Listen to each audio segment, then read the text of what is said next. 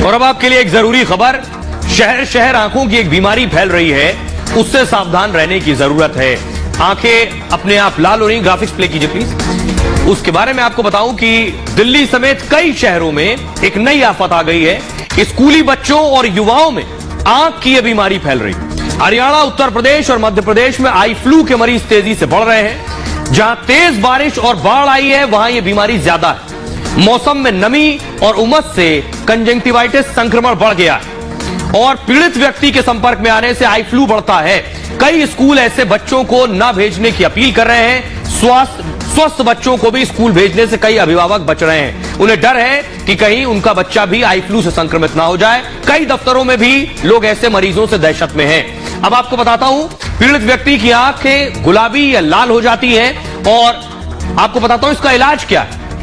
अगर आपको इस तरह की तकलीफ है तो आंखों को छुएं या रगड़े बिल्कुल नहीं। साबुन या गर्म पानी से हाथ धोते रहें। अपने साफ पानी से 3 से 4 बार हाथ धोएं। फ्लू होने पर आंखों में काला चश्मा पहने और मोबाइल और टीवी से दूरी बनाए रखें। परिवार के लोगों से भी आइसोलेशन में रखें और अपनी तौलिया और रुमाल को भी अलग कर लें। लेंस लगाते हैं तो सोने से पहले उसे जरूर हटा दें। पीड़ित व्यक्ति से आई कांटेक्ट न रखें। डॉक्टर की सलाह पर ही दवा लें। बच्चों को ज्यादा सावधानी बरतने की जरूरत है। बच्चों के स्कूल बैग में सैनिटाइजर जरूर रखें। कंजंक्टिवाइटिस होने पर यदि धुंधला दिखाई दे रहा है तो तुरंत आई स्पेशलिस्ट, नेत्र विशेषज्ञ डॉक्टर को दिखाएं। बहरहाल ये भारत की बात है, मैं इतना ही। आप अपना और अपनों का बहुत बहुत ख्याल रखिए। रुकराई में सुरक्षा बढ़ा दी गई है। उसके बाद से अगली तस्वीर दिखाइए। इस मामले में सुप्रीम कोर्ट ने भी हस्तक्षेप किया है। एक्शन में मोदी सरकार है। मणिपुर के गुनाहगारों को बख्शा नहीं जाएगा। मणिपुर में सीबीआई ने कार्रवाई शुरू कर दी है। सीबीआई इस मामले को नजदीक से हैंडल कर रही है क्योंकि इस मामले के बाद पूरे देश में उबाल था। देखिए जरा, एक्शन में मोदी सरकार। मणिपुर में दंगाइयों की अब खैर नहीं।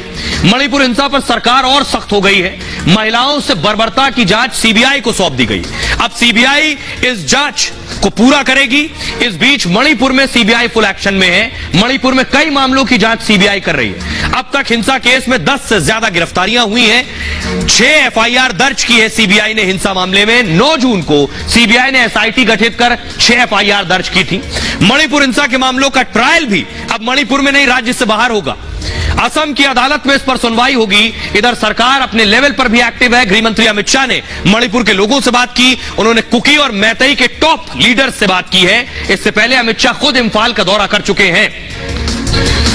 तो मणिपुर में अब जो भी दोषी हैं, जिन्होंने हिंसा फैलाई है, कोई भी अब बचने वाला नहीं है। खबरों में आगे बढ़ते हैं। आज की एक और खबर है। चुनाव नजदीक है, ऐसे में एनडीए अपना कुनबा बढ़ा रहा है, लेकिन एनडीए में एक पार्टी शामिल हो सकती है, वीआईपी। वीआईपी ने अपना गोल्डन रथ तैयार कर लिया है। पहली बार आप देखेंगे ऐसा रथ चुनाव प्रचार के लिए। मुकेश साहनी का गोल्डन रथ। बिहार में एनडीए ने अपनी चुनावी बिसात बिछा दी है। बिहार एनडीए में बीजेपी समेत कुल 5 दल, 2 के शामिल होने का इंतजार है। इनमें एक है वीआईपी यानी विकासशील इंसान पार्टी और दूसरा है शोषित दल। ये दोनों दल बीजेपी के संपर्क में है, लेकिन सबसे अहम यह है कि विकासशील इंसान पार्टी, जिसके मुखिया इन दिनों बेहद चर्चा में। तस्वीरें देखिए जरा। विकासशील इंसान पार्टी के मुखिया मुकेश सहनी ने अपना दमखम दिखाने के लिए बुधवार को पटना से संकल्प यात्रा की शुरुआत की है। सहनी ने अपनी संकल्प यात्रा आलीशान रथ में शुरू की है, जिसे एक बस को सजाकर बनाया गया है और जिस पर 4 करोड़ का खर्च आया। इस बस की खूबसूरती देखने लायक है। इसके अंदर अतिथि कक्ष, शयन कक्ष, बाथरूम, ड्रेसिंग टेबल, अलमीरा के साथ साथ हर तरह की सुविधाएं। लेकिन सबसे खास यह है कि पूरे बस में 18 कैरेट गोल्ड का प्लेट लगाया गया। इसके शयन कक्ष में बिस्तर के पास 18 कैरेट गोल्ड का मयूर बनाया गया है, जो लगभग 5 किलो से ज्यादा का है। पलंग पर रखे तकिया में भी सोने का काम किया गया है।